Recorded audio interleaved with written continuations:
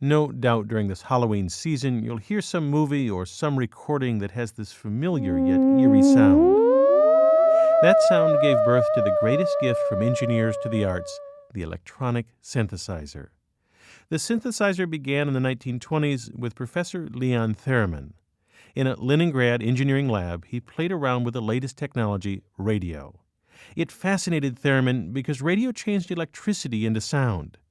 He brought two parts of the radio close together so they made a sound like the squeal from putting a microphone too near a speaker. This propelled him, in his own words, to give these sounds a musical soul.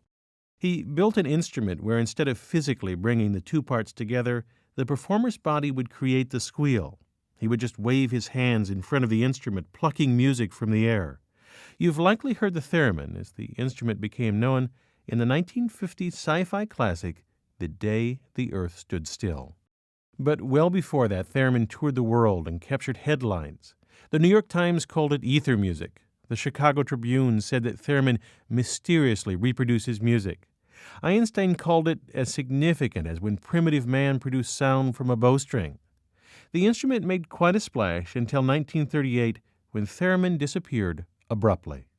Kidnapped by Soviet agents, he was sent to a labor camp until he agreed to work for the KGB. But Leon Theremin had planted a seed.